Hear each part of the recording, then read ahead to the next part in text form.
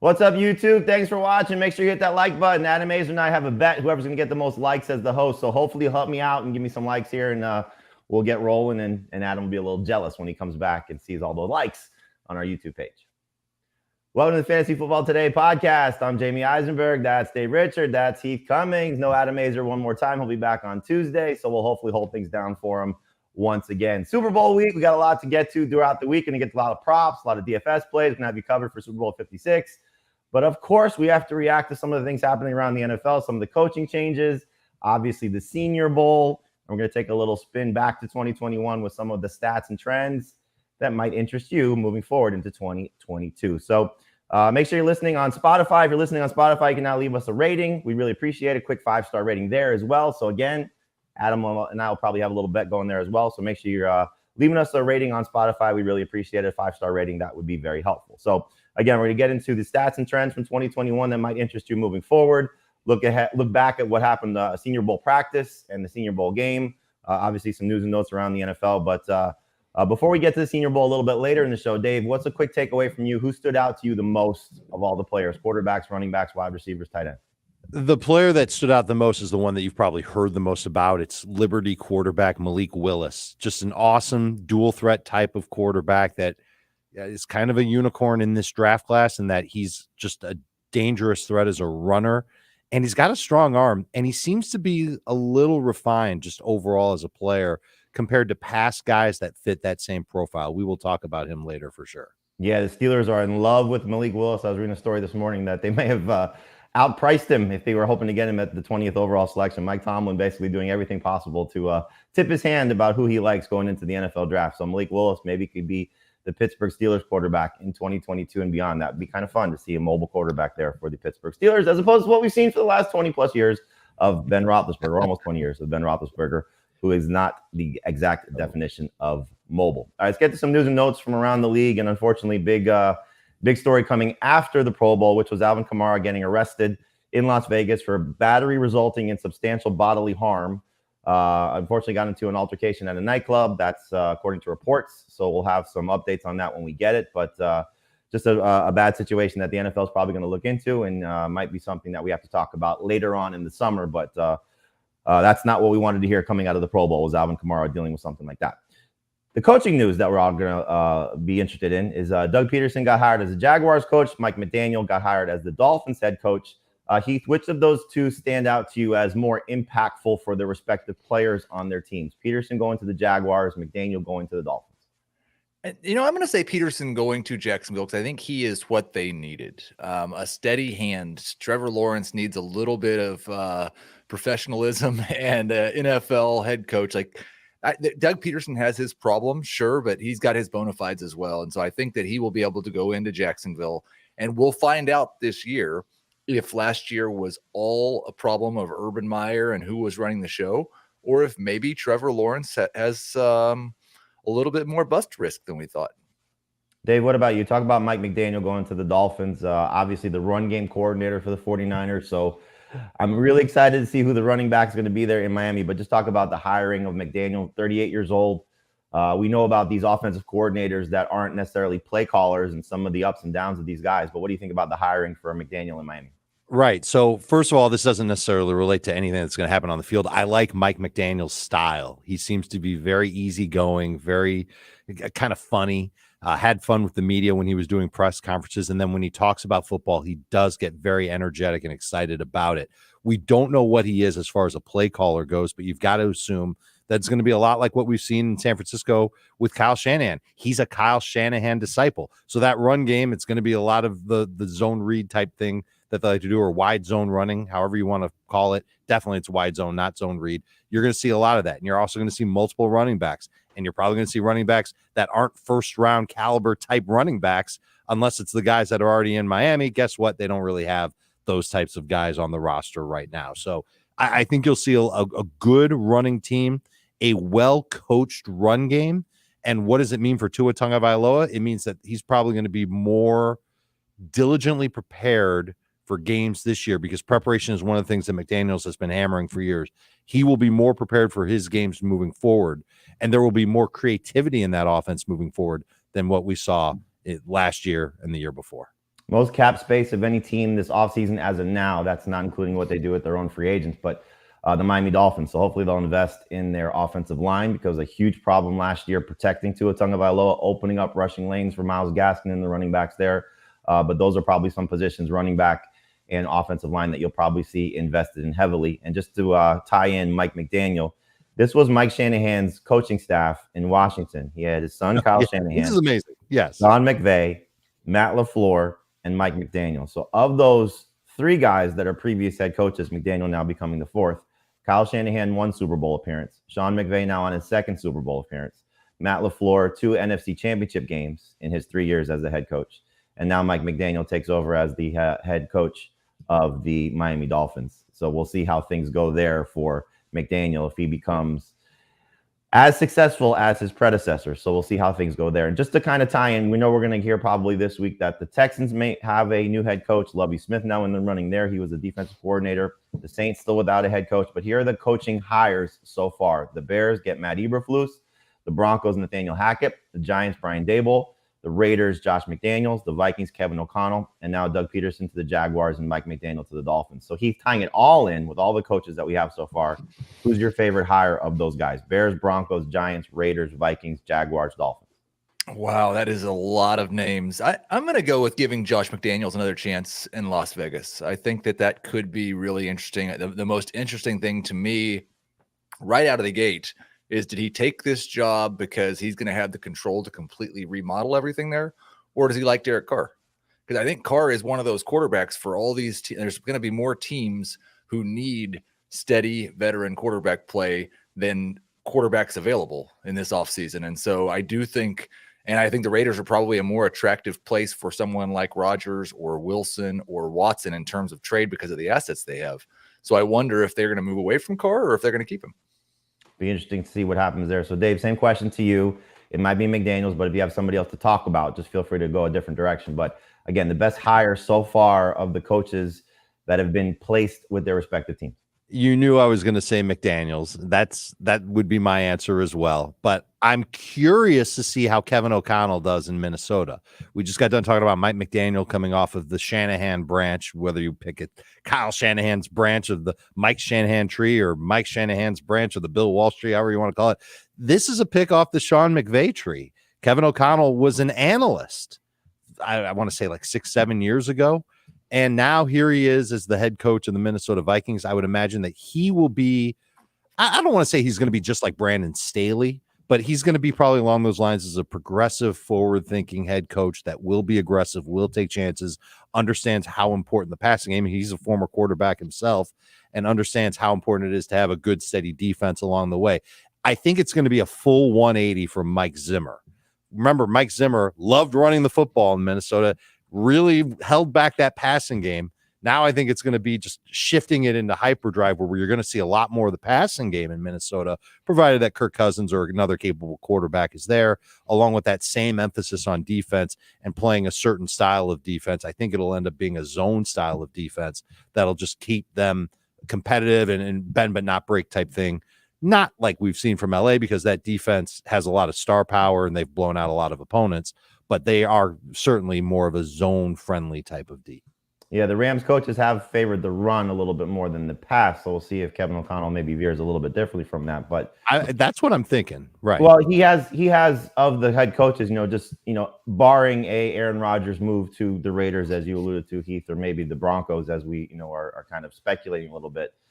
He has the most at his disposal in terms of getting probably the most instant success based on the team that he's stepping into. So should be fun to see what happens there. But I think all these guys are in some good spots. We'll find out, though, how things go, because you're a new head coach for a reason, because the team that you're taking over for generally was bad. So hopefully these guys have some success. Some other news just regarding the teams in the Super Bowl: Tyler Higbee and CJ Uzomah, the two tight ends on the Rams and Bengals respectively, both did not practice on Friday. We'll see what happens during this week.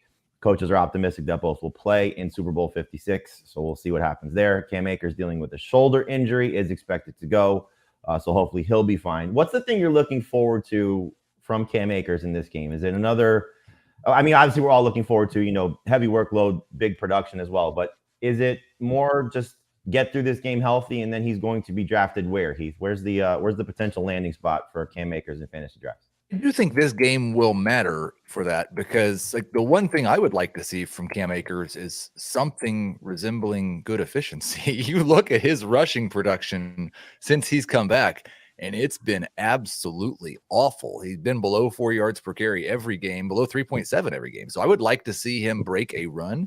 I'd like to see him get in the open field and explode a little bit. I'd like to see him used in the passing game, but I do think right now, I would guess Cam Akers is a late second round pick in terms of ADP. I think there's a possibility if he has a big Super Bowl and if he has a great offseason that hype could build to the point to where we're looking at him as a borderline first round pick again.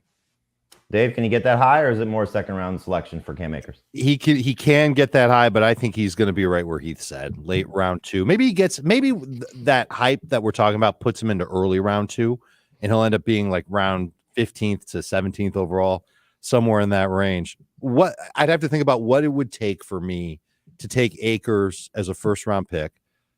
It would certainly take Sony Michel not being on the roster and nobody else on the Rams roster being a legitimate threat to take work away from Cam Akers. Henderson's there, right? Henderson, I'm not sure. I'd have to double check that whether or not. I'm pretty sure he's not a free agent. Henderson will be on the roster barring a move that they make. Michel is a free agent, most likely gone. Right. So Henderson doesn't bother me as much because I think they've been there and done that with him. If they go and they draft a running back or something like that, it depends on what the capital they spend. But Akers, I think there is a pathway to him being the lead back for the LA Rams in 2022 with an improved offensive line. They're going to be in need of replacing some starters. And I think that they, like you said, Jamie, they like to run the football. I know that they improved their passing game when they added Matthew Stafford, but they do like to run the football. That is obviously a huge part for every team in the NFL. And if he's given the keys, he's going to theoretically get a lot of work, and hopefully he stays healthy for it. I think he can reach early round 2 range if that's how this offseason plays out for him. We'd like to probably see some footage from training camp or from OTAs of him being a little more explosive than what we've seen over the past 3 games. Yeah, I'm sure we'll find out what Andrew Whitworth decides to do as their left tackle. He is one of the more established guys in the league, but near retirement at this point. They have 2 offensive linemen that are expected to be free agents, but they also are going to have a lot of money because they're going to get Jared Goff's contract off the books, Deshaun Jackson's contract off the books, and so they're going to have a lot of money to spend. And in terms of the draft, well, we know they don't like to use a lot of their draft picks because they send them away. So if they draft a running back, that would probably be a big surprise. So could be a big situation for Cam Akers, who, to your point though, Heath, or I guess counter your point, Heath, about the yards per carry. San Francisco, Tampa Bay in the back-to-back games where he did get the significant workload. Arizona as well, but those are 2 of the best run defenses in the league. So give him a little bit of pass. At least I will. Coming back from the Achilles, should have been better. Better than be better here, and we'll forget about it. Huh? Be better in this game, and we'll forget about it.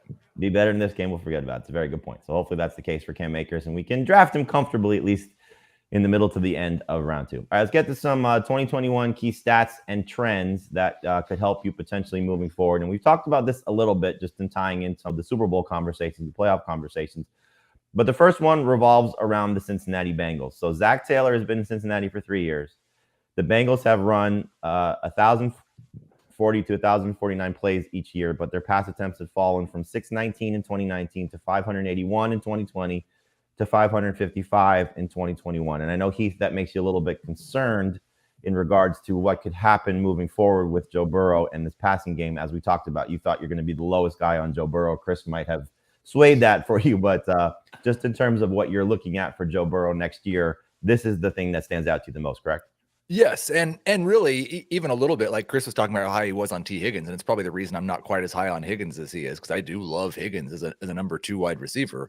But this also directly correlates with the Bengals winning games. And not to say that they're winning games because they're running, but I think it's quite likely they're running because they're ahead.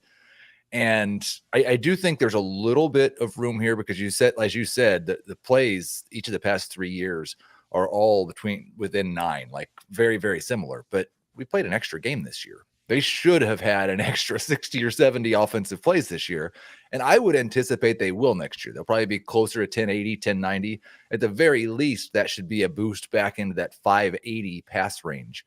But we've talked about it before. It's difficult to be a great fantasy quarterback if you don't throw 600 passes and you don't really run very much. And it's hard for me to project either for Joe Burrow. Now, he can have a year of elite efficiency. The problem is he just kind of had that year. The touchdown rate was out of this world. The yards per attempt was just insane. And we've seen from Patrick Mahomes, from Lamar Jackson, even from Josh Allen, that type of efficiency does not last year over year. He's going to regress a little bit in terms of his per pass attempt numbers, which means he probably needs to throw 30 or 40 more pass attempts just to be as good as he was this year. Joe Burrow in 2020, it was an abbreviated season with the ACL in his rookie year.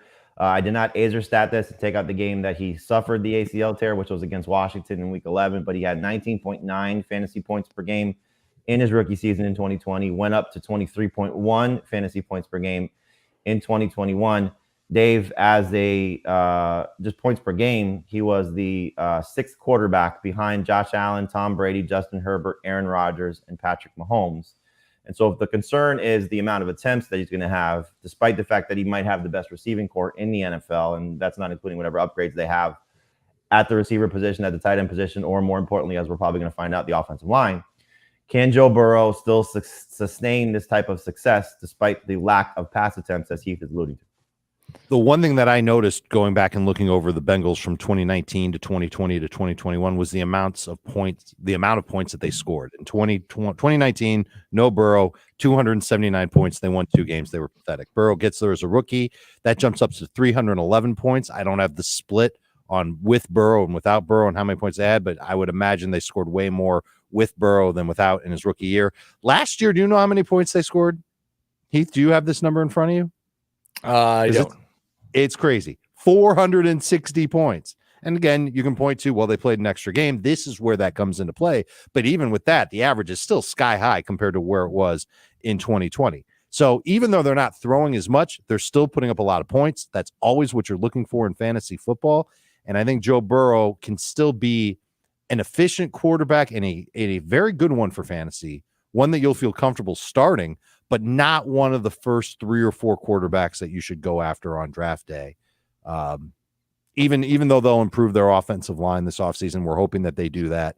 I think Heath's right, and Heath's been proven right about talking about hyper efficiency before, that there is going to be a little bit of a come down from that. And I think you'll see that with Burrow, which makes him good, but just won't make him like he shouldn't be overdrafted. I think that's the point that we'll hammer home here for the next several months. And the discussion might be like, you might be challenged more when talking about it in Dynasty, because I have seen some people talking about, is Burrow the QB1 in Dynasty now? Is Burrow a top 3 quarterback in Dynasty now? And he's just like, he came into the league at such an age that he's really like, he's older than Kyler Murray. He's older than Justin Herbert. He's the same age as Lamar Jackson. I don't really think he creeps into the top. He's not even my top 5 in Dynasty quarterbacks right now. Who do you have ahead of him? Mahomes, Allen, sure. Yep. Jackson, Herbert, and Kyler. Yeah, I guess Kyler would be the one that people might argue just because of what's happened to him in his first season. But he just deleted all the Arizona stuff off of his social media today. Oh boy, that's always fun. I don't know what that's about, but we'll see. I'm sure it'll be another quarterback that we're talking about drama in the offseason. Just to kind of tie this in for people that might not have heard our projections episode last week. So you have Burrow. I think it's what, the 9th quarterback for you? 10th quarterback. Dave, where is he for you? I'm looking at my rankings now. I have him 8th. Yeah, I think he's 7th for me now with Brady retiring. And Heath, the one I think that stood out was where you have T. Higgins. So he's not in your top 20, correct? No, he was. Chris is the one that stood out with Higgins because he had him in his top 8. He had both Chase and Higgins in his top 8. I'm in the middle of projections, but I'm going to have Higgins between 15 and 20. 15 and 20, and obviously Chase is top 5 for everybody. Dave, where does Higgins? I don't know if you've done your rankings or not yet, but where do you think he's going to come in for you? I've got the early part of my rankings done. He's 16th for me among wide receivers. I've got Chase 4th. Okay, so Chase will probably be in the teens for most of us, Chris, as we talked about last week. He's going to be very high on T. Higgins, having him as a top 10 wide receiver for 2022. So we'll have a lot of talk about the Bengals, and we'll see what happens in Super Bowl 56. Hopefully, no major injuries to discuss coming out of that game for the star players leading into their big fantasy seasons in 2022. Next topic we're going to talk about here is the Denver Broncos, and we know there could be a quarterback. Well, there will be a quarterback change. Just don't know who that quarterback will be for Nathaniel Hackett in his first season as the head coach there. But his receiving core, if it stays as is of Jerry Jeudy, Courtland Sutton, and Tim Patrick, you might not be drafting the right one first because Tim Patrick has led the Broncos in yards per target with a minimum of 10 targets each of the past 2 seasons. He also has more touchdowns than Jerry Jeudy and Courtney Sutton combined over the past 2 seasons. That's a little bit of an Azer stat, Heath, I think, based on the games played for some of those guys. But Tim Patrick has more touchdowns combined than Jeudy and Sutton the past 2 seasons. So talk about why yards per target is a good stat, Heath, and why does that maybe compare to yards per catch and yards per route run, and just tie in how Tim Patrick kind of maybe stands out as an outlier to the third receiver based on the depth chart, might be the best receiver looking at the other 2 guys there. Yeah, I mean, I think yards per target, yards per catch, yards per route run all have their various benefits. I like yards per target in a team context like this because it correlates to yards per attempt. Yards per reception, we've seen guys like Rashad Perryman might average 17 yards per catch, but if you catch 45% of your targets, that's not quite as impressive. So this incorporates catch rate into that. I think yards per route run or even targets per route run may tell you a little bit more about how good the actual player is.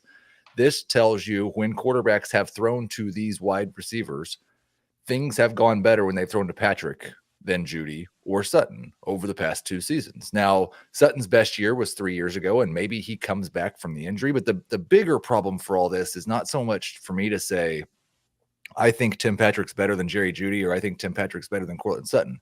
It's that I don't see any reason, especially after they just gave him a contract extension, to think he's going away. And they've got Noah Fant, and they've got good pass catching running backs, and they just brought in a head coach who I think is very likely to use his running backs in the passing game. And so if there's 3 wide receivers that are heavily involved each week, I'm not sure Jeudy or Sutton can have the type of breakout that justifies them even in the top 35 wide receivers. My initial run of projections had all 3 Broncos wide receivers outside of the top 48. Assuming they have a major quarterback upgrade, I'm sure one of them will creep into the top 40. But I do worry about, we don't know which one's going to be best, and I don't think any of the 3 of them are going away. We do have, the potential of Aaron Rodgers going to Green Bay. It's something that's been discussed, not by us. We're just kind of reacting to things that we're seeing. So don't put that on us that we're saying Aaron Rodgers is going to Green Bay when nobody's reporting that here. He's already in Green Bay, Jamie. I'm sorry, going to Denver. But in any event, some of the potential trade rumors that you've heard involve maybe Jerry Jeudy going to Green Bay as compensation. Now, there is the other thought that if Rodgers goes somewhere, he wants to take Devontae Adams with him. But let's play this out. So Jeudy goes, no Adams, Rodgers is there. What's the approach, Heath, for Tim Patrick and Courtney Sutton? How good can they be? I mean, if Judy's gone and Adams doesn't come with him, then they both have an opportunity, I think, to truly break out. I would see it really, because we know how Rodgers has leaned on one guy in his career. I would see it as almost a race between those 2. And who is the first one to earn Aaron Rodgers' trust to the degree where they're getting most of the targets? I think we'd probably rank both of them in that situation inside the top 30. But I still don't think I'd have either one of them in the top 20. So, Dave, I know you're very high on Jerry Jeudy coming into the 2021 campaign. He had the ankle injury in week 1 that we don't know what would have played out. But clearly when he came back, he was not the same guy that we were hoping to see, did not put up great production. Courtney Sutton, as Heath alluded to, 2020 was his best season. 2019 was his best season. 2020 suffered the ACL tear in week 2, so we really only got 1 game of him. But what Tim Patrick has done when those guys have been absent is pretty glaring, because we had the 6 games this season without Jerry Jeudy, and in those 6 games, 4 of them, Tim Patrick was 12 or more PPR points. So he was very reliable. In 2020, what we saw without Courtney Sutton on the field, again, the majority of the season, but Patrick had 7 games with at least 12 PPR points. So he's been a very good backup option, not necessarily producing at the same level when those other guys have been healthy. Is the approach, depending on who the quarterback is, take the last Broncos receiver, which would probably be Tim Patrick, or are you still going to be aggressive with Jeudy or maybe more aggressive with Courtney Sutton?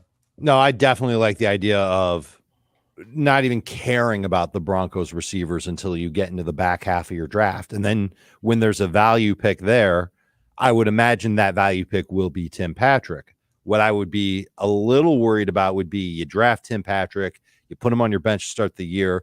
There's no real opening for him in Denver. Maybe one of his first 3 games is good. The other 2 are duds. No one's hurt among Jeudy and Fant and Sutton. The targets are spread around. They don't have Aaron Rodgers, so the quarterback situation is just kind of meh, and you cut Tim Patrick. And so I worry about that. I feel like the gamble you take by drafting Tim Patrick, let's call it round 10. It'll probably be later than that.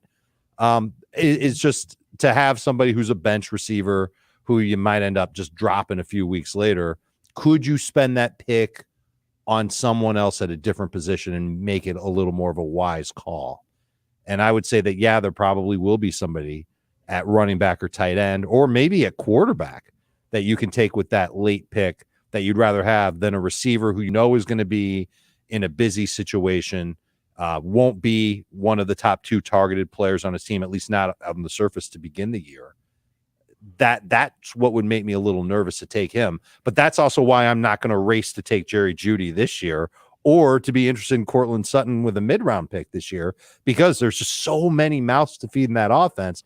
And even with Nathaniel Hackett there, I don't see them being a team that's going to throw it, be a team that throws it 60% of the time, unless they fall into Aaron Rodgers or Russell Wilson or somebody else, one of those top type of quarterbacks. Right. It's going to be, clearly this discussion can be tabled for a later date, but there's so many different quarterback options that they can go with. It's Rodgers, it's Wilson. You have to put Deshaun Watson in that class if he's able to find his way to Denver. There's Jimmy Garoppolo, Marcus Mariota, Mitchell Trubisky, the names that you'll hear, of the next tier guys. And then it's a matter of, do they go the rookie route if they can't find somebody of significance? So a lot will probably change when we get to the quarterback decision from the Broncos in this offseason. Next player or stat that we're looking at here involves Devin Singletary. So Singletary played at least 76% of the offensive snaps in 6 of the Bills' last 7 games. That includes the playoffs. Heath, I know you were excited that Devin Singletary took over as the lead running back for Buffalo. That played itself out to end the season. We don't know exactly what's going to happen in 2022, but why would they go away from it? Now, there is some changes in Buffalo. Obviously, no Brian Daboll as the offensive coordinator. Ken Dorsey stepping into that role. They did hire Joe Brady as the quarterback's coach, so he will probably have some say in the offensive game plan as well, and he likes throwing to his running back. So Devin Singletary, based on what we saw to end the season, moving into 2022, what should the excitement level be about him? Or was this just a, okay, fluky situation, good stretch, and it's going to go back to a committee again in Buffalo? I think a lot of people are going to cite Myles Gaskin when discussing Devin Singletary this offseason, because we're going to definitely, like, if you've got Devin Singletary on a dynasty roster, you're going to be nervous going through free agency. You're going to be nervous going into the NFL draft. And if you get through those couple of things, you're going to think, we made it. I've got a high-end number 2 running back. And I do think it's possible that he could be that. He's still just going to be 25 at the start of this season. He's been, unlike Myles Gaskin, very efficient as a runner. He wasn't actually very good in the passing game last year. So I wonder if that's where they try to look at somebody different. Maybe they throw it to somebody besides Singletary. But we heard some murmurs, maybe that there was a little bit of discussion in Buffalo about whether they were running the ball enough, and that perhaps Brian Daboll didn't think they should be. And now he's gone. And we saw in that second half of the season, when Singletary was getting all those snaps, he was pretty effective as a rusher. So I think if you get through April and there's not a major addition, then we're viewing Singletary as a probably the kicking off that dead zone of running backs, like end of round 3, start of round 4. And some people are going to hate him and some people are going to love him, but I think he can do it. Where would you be drafting Singletary, Heath, right now? Right now, I probably would not take him until the 4-5 turn. 4-5 turn. All right, Dave, what about you? Because I know Chris said last week that he thinks he's a breakout running back based on what we saw and should be going in round 3. I am almost positive that the Bills are going to address the running back position this offseason, and that makes me worried to put Singletary in that type of a bucket right now. I would happily take a bunch of other running backs ahead of him, including guys like James Conner, Michael Carter, guys that I think are going to be in situations where they'll be either a strong side of part-time or a full-time guy for their respective teams. I am not convinced that Singletary will be the full-time guy for Buffalo. He might be the starter for Buffalo, but I don't think he'll be the only guy like he was toward the end this past year. I'm going to put him in that round 6 range. Okay, so you won't be getting him. Heath probably has a good shot at getting him. Chris might be overdrafting him if he's taking him in round 3. I think the round 4, round 5 range, depending how running backs come off the board. It'll be interesting to see what they do, because if they spend another draft pick on a running back, we know that they did not this past offseason, but the last 2 years it was Singletary and then Zach Moss. The guy that they brought in was Matt Breida. If it's that type of guy, you should feel good about Devin Singletary. If it's somebody that's got some more upside that hasn't necessarily proved himself in the league yet, then that's certainly something you should be concerned about. Like I think where Dave is going there. But what Singletary showed us at the end of the season, scored at least 14 PPR points in each of his final 7 games. That does include the playoffs. In his final 5 games in the regular season, 2 games with at least 23 PPR points and 3 outings. And this is the more telling stat to me.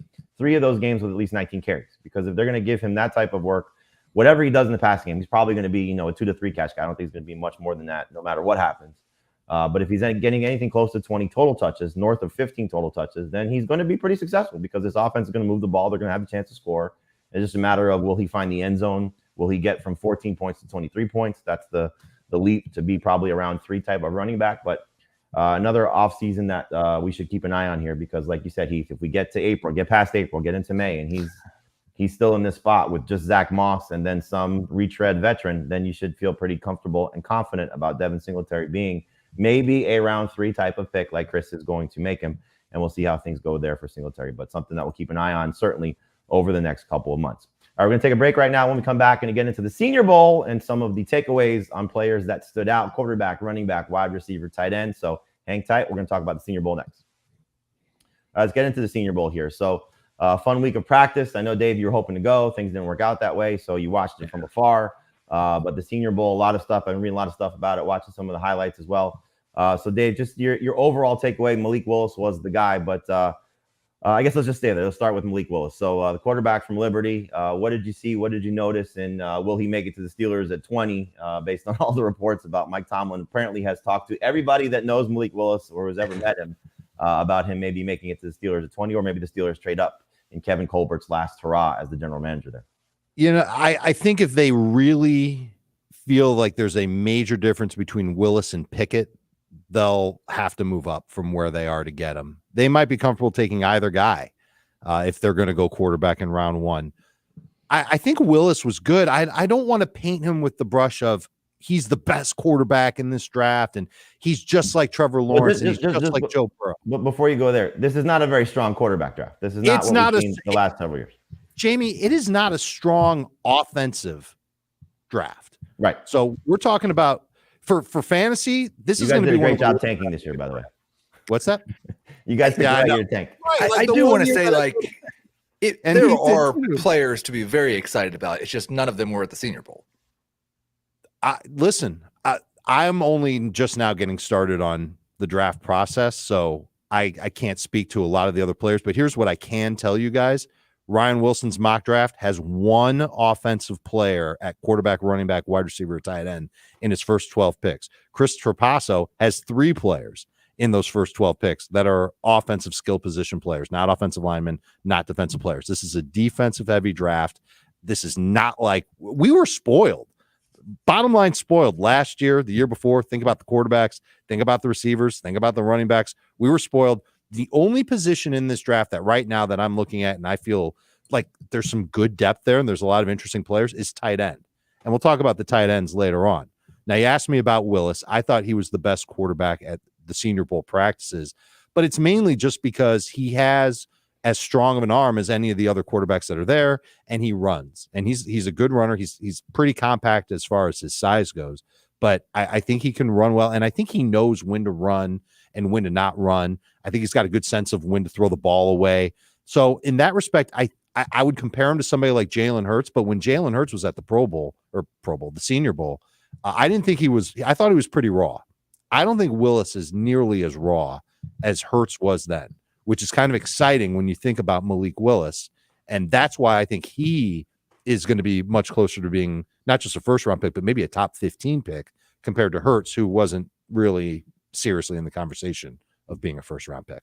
Heath, mobile quarterbacks obviously are great fantasy assets because of what they do. And what we saw from Malik Willis in the Senior Bowl, he had 54 yards on 4 carries.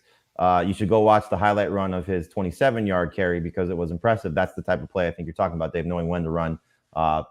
Protection broke down. He escaped from the pocket, went from the right side to the left side. So it was, kind of showing you all levels of his rushing ability. But, assuming he ends up in a good spot, Kenny Pickett also had a good Senior Bowl. The quarterback's kind of all over the place, depending on who you believe and what you read. If he ends up in the right spot, though, is this going to be, you think, the first quarterback off the board in dynasty leagues, in seasonal leagues, just in terms of a second quarterback. I think we kind of, we went from, okay, Joe Burrow, Justin Herbert, that class. Herbert ended up surprising us. So, maybe some fantasy managers went the Trevor Lawrence route, the Justin Fields route, the Trey Lance route, and got burned by it. Can he be maybe a difference maker for fantasy managers in 2022 and obviously beyond? Yeah, I mean, for dynasty purposes, I think if he's a top 20 pick and he's one of the first 2 quarterbacks taken in this draft, then he will likely be the first pick in dynasty superflex drafts and top 8 pick in terms, and definitely the first quarterback taken, just because that mobility matters so much. As far as redraft, it's really probably going to depend. Like if the Steelers take him and his only competition's Mason Rudolph, then I think you could absolutely see him as the first quarterback taken. But if he gets drafted into a situation like Trey Lance, where we think he's going to have to sit for a year, and people may be a little gun shy because of what just happened, but his rushing ability and the potential upside should easily make him a first-round pick in rookie drafts. And like I said, maybe the number 1 overall pick in Superflex. Dave, assuming it's not Pittsburgh, some other teams, you think that might be good fits for Malik Willis? I put Minnesota as my favorite one because I do think the fantasy analyst in me wants him to go to a team like Pittsburgh where he can start right away and we can, watch him develop and grow and not have huge expectations as a rookie, but watch him develop and grow. But I think he's the type of quarterback that needs a year or at least 10 games, something like that, to sit on the sideline and go that Trey Lance type of route. Minnesota would be a great place for him because he would have stability from the coaching staff there. It's a new coaching staff. It's a progressive coaching staff. I talked about Kevin O'Connell earlier on. And it's a team that's got some pieces on defense and on offense that are already in place and that he can build around. He'll be throwing to Justin Jefferson for his entire career. That sounds pretty damn good to me. So if I could pick where he would go, I would say that the Vikings spend up and take him in the draft. But you can make the same argument that Cleveland, they might be toward the end of their time with Baker Mayfield. Indy, toward the end of their time with Carson Wentz. Those 2 teams would be a lot of fun for Malik Willis to go to. Detroit, Atlanta, same types of things. But the Vikings would be my favorite one in terms of the place where he could go and he wouldn't be rushed into the starting job.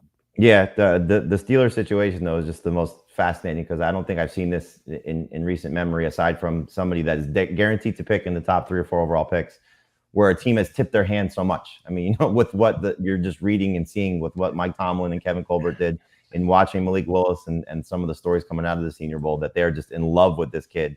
And Mike Tomlin reportedly has always wanted to have a mobile quarterback. Clearly did not have that in Ben Roethlisberger. So we'll see if they're able to somehow acquire him again by either moving up or if he falls to the 20th overall selection.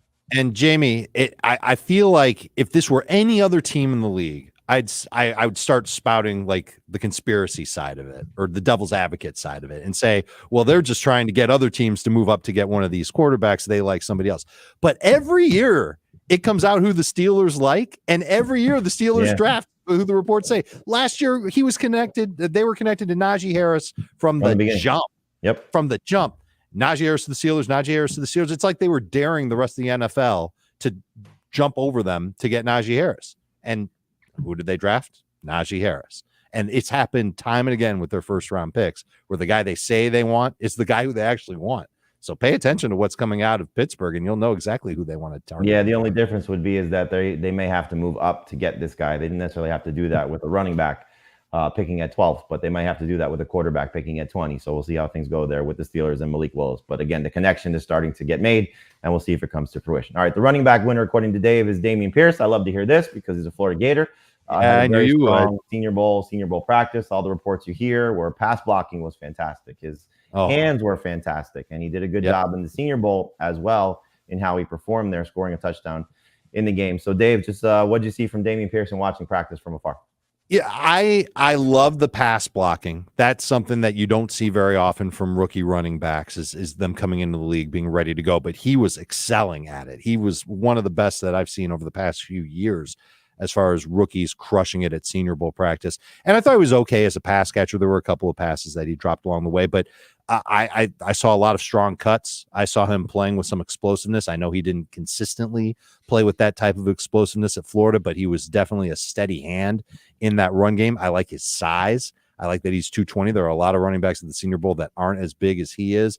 I think he's got potential to be a 3-down back in the NFL if he goes to the right place. I think he's a good scheme fit for any team as well.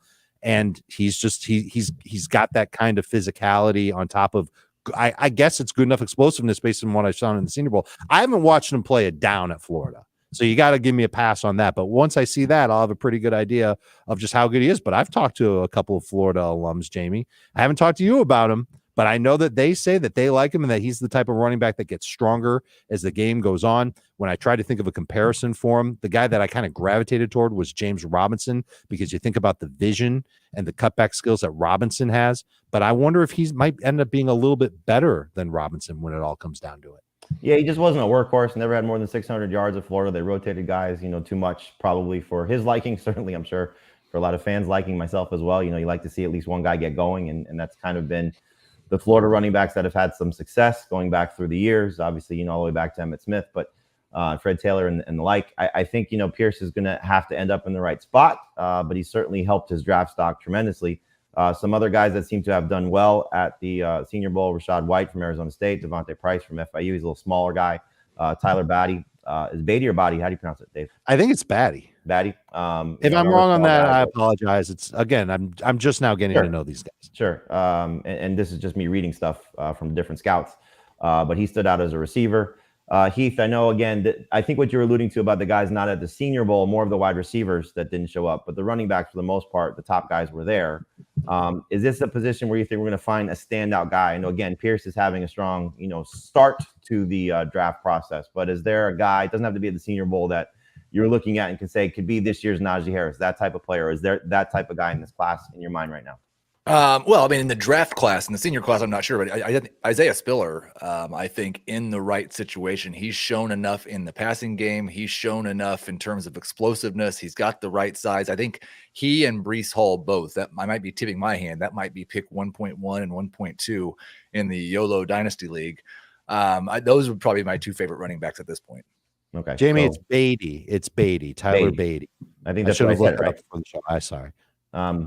So we'll see. Again, Pierce helped himself tremendously with his Senior Bowl performance. So we'll see how things go there for him. The wide receivers have a lot of talent. Now, again, not all of the stars were there for the Senior Bowl. But Dave, the guy that stood out to the most to you was Alec Pierce from Cincinnati. You heard a lot of positive reports, though, about Christian Watson from North Dakota State. He seems to have been the scouts' favorite option. But talk about Alec Pierce and what you saw from him. He was my favorite from the week's practices. He didn't actually play in the Senior Bowl game. So if you just watch the game, you didn't even see this guy. You don't even know who he is. But he came off to me as a total technician on the field. Great route runner, good job using his hands and arms, not just to swat away defensive backs off the snap, but to go ahead and kind of push off a little bit when he's making a play. He's a tall dude. He's 6'3". He's over 200 pounds. I mentioned the route running and the footwork. I think his speed is solid. I don't think he's going to be a downfield game breaker like we've seen from a lot of other teams, but I could see him being a consistent type of target getter in the NFL. I look at him and I see Robert Woods, and I think about Robert Woods and how he's a technician. He's a good route runner. When Sean McVay talks about Robert Woods, he always talks about how Robert Woods is a great blocker, but Woods is also used on end arounds and sweeps and slants, and he does run downfield routes, but he can also work in the short and intermediate areas. I think Pierce can do that sort of same thing as well. I really liked what I saw from him in practice, and I even took a sneak peek at some of what he did at Cincinnati, and I like what he did there too, adjusted to a lot of off-target throws from their quarterback, Desmond Ritter. He's somebody that I think could end up being a capable target volume type of fantasy receiver. He was my favorite from the week's practices. Heath, when you're looking at these receivers compared to some of the other guys like a Garrett Wilson, obviously Jamison Williams coming off the knee injury, we'll see how healthy he is. Chris Olave, a lot of big time players at the receiver spot that have a chance to be, successful in this draft. How much do you look at these guys compared to some of the guys that weren't there? Yeah, I mean, you know me, I like the younger guys. So, and I like Wilson right now is my favorite, especially. I just wonder, and it could be Olave. I'm going to say it Olave all season long. One of those two, we saw the Eagles do this. We saw the Dolphins do this. We saw the Bengals do this. Worked out pretty well for them. If one of those two ends up in Chicago with their former quarterback, Justin Fields, that's a guy I'd be really excited about. Yeah, I was reading something where some scout was looking at the tape for both of the Ohio State receivers, and the thing that they came away was just how great Justin Fields was in 2020. Like, just being reminded of just how great he was in 2020. So, yeah, it could be something that's fun there, Heath, for sure, to see one of the quarterbacks one of the receivers ending up with their former quarterback. And the Bears obviously have a need at wide receiver moving on from Allen Robinson. Again, some of the other things that I saw aside from Pierce for what Dave stood out, and Dave wrote a whole thing on the Senior Bowl, so you can read about it on CBSSports.com. But Christian Watson, again, from North Dakota State, probably had just a great week of practice. Long arms. Yeah, didn't do very much in the game, but apparently he was open all day in the game. They just didn't find him. Only had one target or one catch in the game, excuse me. Jalen should have Tolbert had a from South touchdown Alabama. in the game. He should have had a touchdown from South Alabama, had a strong Senior Bowl week of practice as well. And one quote I read was in Sports Illustrated said, Tolbert was a menace on the field in his route tree and proved to be tough to guard all week, so had a strong week as well. And Calvin Austin from Memphis had a good week as well, but he's small, 5'7", 175 pounds, but people were raving about his route running. All right, let's move on to the tight ends. As Dave said earlier, this is a position that has a lot of talented players. Dave, your winner was Greg Dolcich. Am I saying that right, from UCLA? I believe it's Dolcich. Dolcich from UCLA, and you compared him to Austin Hooper. So he's your favorite of the guys at the Senior Bowl that stood out to you? Not only was he a good blocker, but I thought he was a good receiver as well. And there's a lot of big guys who can move in this draft, but they're going to be versatile types of tight ends, ones who can block and run. And I think he can do that. He had some good speed. He had some good quickness for a guy his size. He plays bigger than his height and weight.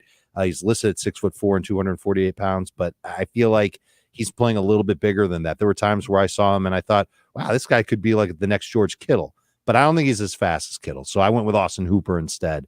But a good contributing tight end, not in the same range as Kyle Pitts, but someone who could contribute along the lines of what I think Pat Freiermuth will be. Could be fun to see. Fit will be important. Rookie tight ends, as we know, don't necessarily stand out. Again, some of the stuff I read, Jake Ferguson from Wisconsin had a good Senior Bowl game, 3 catches, 62 yards, and a touchdown in that one. And Jeremy Ruckert from Ohio State reportedly had a good week of practice as well. So a couple of and he was guys, great at Ohio State too. On top of Dolcich. So Heath, again, tight ends we know don't necessarily have strong rookie campaigns.